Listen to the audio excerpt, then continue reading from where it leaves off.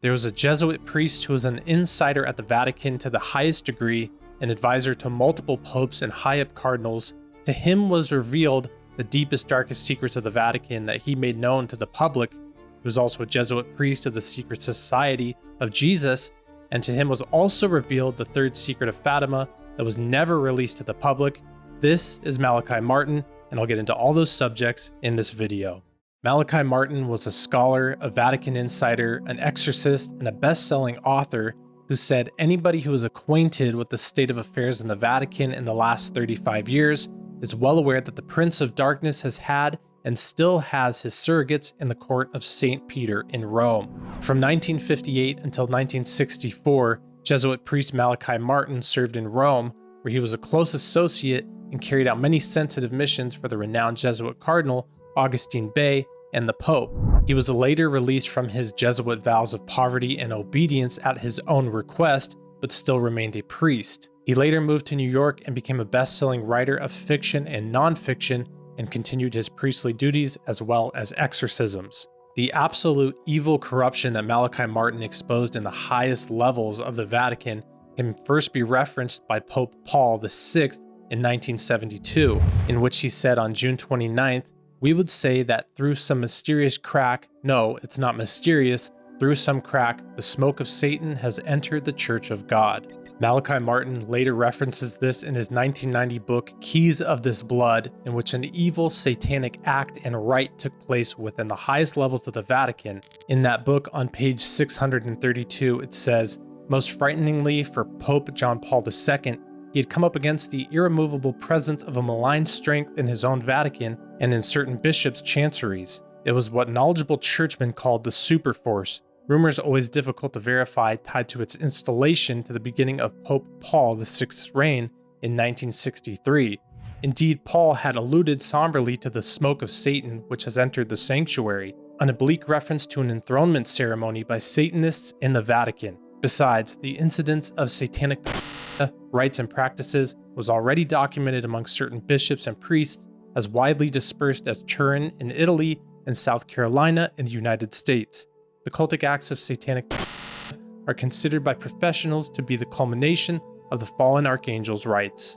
That is a non-fictional book with actual statements of truth claimed by Malachi Martin, and in his fictional books he says about 85% of what he talks about is actually the truth. In one of his last works, Windswept House, a Vatican novel in 1996, in this story he vividly described a ceremony called the Enthronement of the Fallen Archangel Lucifer, supposedly held in St. Paul's Chapel in the Vatican.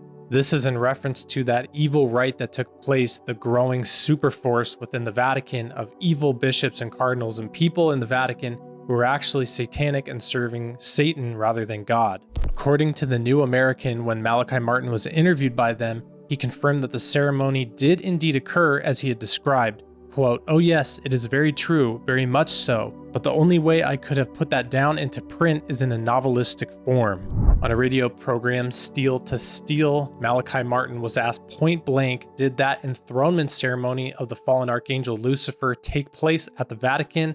And Malachi Martin responded, yes, it did. Similarly, on June 1st, 1978, Veronica Lucan had an apparition and a word, supposedly a prophecy from Mary, where something very similar was told to her years before Malachi Martin even publicly came out with this, and that said, quote, "But my children, as I said in the past, I repeat again, that Satan and his agents, the band of 666, has entered into the highest places of the hierarchy, and therefore he has captured some of our formerly noble hierarchy to do his bidding." Another insight was given to Veronica Lucan in something in reference that was tied to Malachi Martin as well, which was about the third secret of Fatima, which was actually revealed to Malachi Martin. But before I get into that, Malachi Martin was a Jesuit priest who asked to be released from his Jesuit vows, and he was a Jesuit in the highest order within the Vatican. And I want to look at some of the aspects of what a Jesuit was and is, and that point out the fact that our current Pope is actually a Jesuit as well. The Jesuits, or the Society of Jesus, was actually removed from most of Western Europe and their respective colonies beginning in 1759. Along with the abolition of the order by the Holy See, or the Vatican, in 1773. The Jesuits were continually expelled through multiple nations through the 1700s. In 1814, a subsequent Pope, Pius XII, acted to restore the Society of Jesus to its previous provinces, and the Jesuits began to resume their work in those countries. The Jesuits clearly weren't making very many friends in Western Europe, kicked out of the majority of the countries, and I want to read some quotes from some notable people about what they had to say about the Jesuit order. Napoleon Bonaparte, the Emperor of the French, said, quote, "The Jesuits are a military organization, not a religious order. Their chief is a general of an army, not the mere father abbot of a monastery. And the aim of this organization is power, power in its most despotic exercise, absolute power, universal power, power to control the world by the violation of a single man. Jesuitism is the most absolute of despotisms, and at the same time the greatest and most enormous of abuses." Marquis de Lafayette, a French statesman and general who served in the American Continental Army under the command of General George Washington during the American Revolutionary War, said, quote, "It is my opinion that if the liberties of this country, the United States of America, are destroyed, it'll be by the subtlety of the Roman Catholic Jesuit priests, for they are the most crafty, dangerous enemies to civil and religious liberty. They have instigated most of the wars of Europe." There's a long list of many other similar quotes like that from very prominent people about the Jesuit order, so it's no surprise why Malachi Martin decided to disavow himself from that. Now let's look at the 3 secrets of Fatima, and the third one that was not fully revealed to the public, but was revealed privately to Malachi Martin. The 3 secrets of Fatima are a series of apocalyptic visions and prophecies which are allegedly given to 3 young Portuguese children on May 13, 1917. The 3 children claimed to be visited by the Virgin Mary 6 times between the months of May and October in 1917. This apparition of Mary and the secrets and prophecies that she revealed is now known as Our Lady of Fatima. The 3 secrets that she revealed was first visions of souls in hell, telling the children of the importance of praying for people to lead them from going to hell. The second one was a prediction of the end of World War I and a prediction of the beginning of World War II, as well as a request to consecrate Russia to the Immaculate Heart of Mary. In one of the alleged visitations from Mary, she said that 2 of the children were going to be taken and that 1 would be left for a while longer. Shockingly enough, 2 of the children died not long after this from the flu, but the 3rd child lived on quite a while longer. The 3rd secret was revealed to that child, who didn't feel she had the right to reveal it. The bishop that she was under in October of 1943 told her that she should write it down. She then wrote it down in an envelope and said that it wasn't supposed to be revealed until the year 1960, when, quote, "it will appear clearer." Pope St. John XIII, who was the Pope in 1960 at the time, did not reveal the secret to the world. The text from the 3rd secret was officially released by Pope John Paul II in the year 2000, but many people believe that the full letter and the full prophecy of the 3rd secret was not revealed to the public. The 3rd secret that was officially revealed to the public talked about martyrship truly and repentance, and how a pope was marching to the top of a mountain, and there were soldiers there who killed him, and they killed many of the bishops and the lay people and many religious people, and just talked about really repentance and persecution.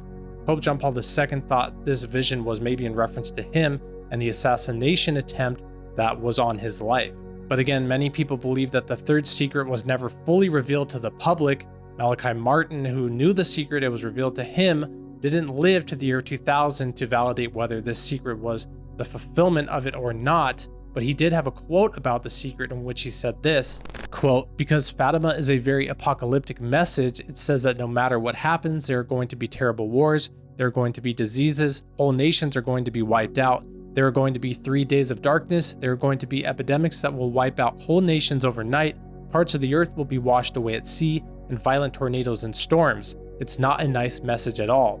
According to that, it doesn't seem like the full secret of the revelation of Fatima was revealed to the public, according to what Malachi Martin knows. Malachi Martin died in 1999 in his Manhattan apartment from an intracerebral hemorrhage 4 days after his 78th birthday. It was caused by a fall in his apartment. Malachi Martin, I believe, was a faithful man who believed in the gospel of Jesus Christ, and I believe it's pretty interesting some of the things that he has to say about the Vatican and what he exposed and just his life, that the fact that he disavowed himself from the Jesuits, I think really proves some character on his part.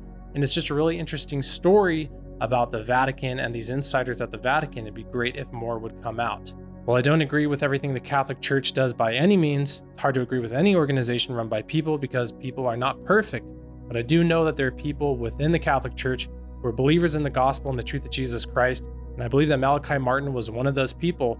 I believe he's shown it through his life of service and the different things he revealed and how we see these things coming more to light as time goes on, even after here we are 23 years later since his passing. So let me know what you think in the comments below. What do you think about Malachi Martin's testimonies and his life? Interesting stuff. Thanks for watching, and God bless.